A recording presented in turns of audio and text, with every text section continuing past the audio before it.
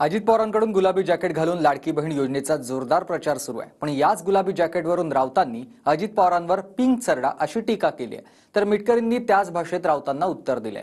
पाहूयात। महाराष्ट्रातले तुमचे जे भाऊ आहेत लाडके, त्यांनी रंग बदलला। सरडा रंग बदलतो, अचानक पिंक कसा होऊ शकतो, गुलाबी।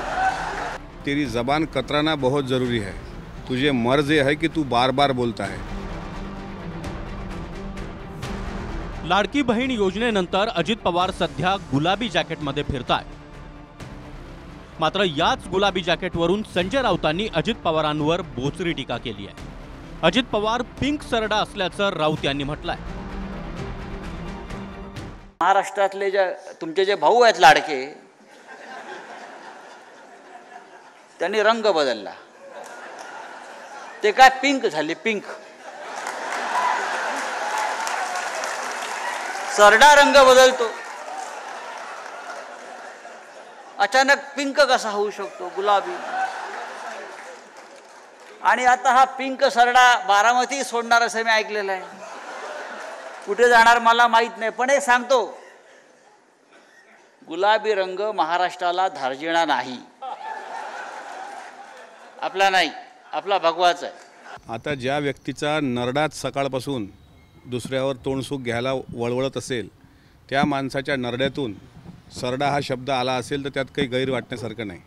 मात्र आत्महत्या करावी लागेल अशा पद्धतीचं जे काही त्यांनी वक्तव्य अजितदादांबद्दल केलं आहे आणि अशा प्रकारे जर ते राष्ट्रवादी काँग्रेसवर पक्षावर बोलत असतील तर राहत इंदोरींचा एक शेर आहे। राहत इंदोरी असं म्हणतात, तेरी जबान कतराना बहुत ज़रूरी है, तुझे मर्ज ये है कि तू बार बार बोलता है। अशा प्रकारे जबानीचा पट्टा चालवणाऱ्या लोकांचा बंदोबस्त राष्ट्रवादीला करता येते। म्हणून दुतोंडी सापांनी दुसऱ्याकडे बोट दाखवण्यापेक्षा स्वतःचं अस्तित्व बघावं। तेरी जुबान कतराना बहुत जरूरी है हा राहत इंदोरींचा शेर अमोल मिटकरींनी राऊतांसाठी लगावला।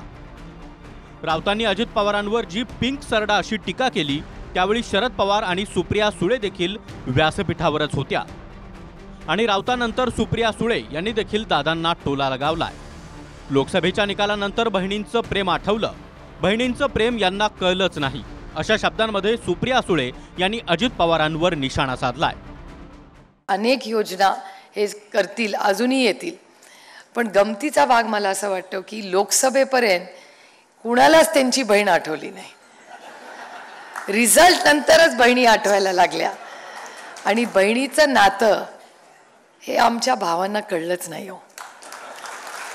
आणि त्यांनी प्रेम आणि व्यवसायामध्येच गल्लत करायला लागले।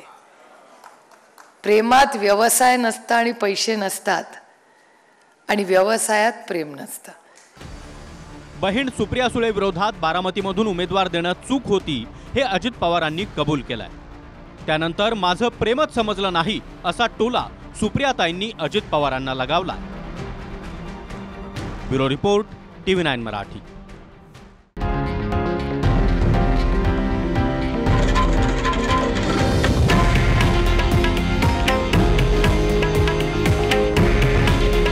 हे आहे देशातील नंबर 1 न्यूज नेटवर्क आणि आपण पाहत आहात TV9 मराठी।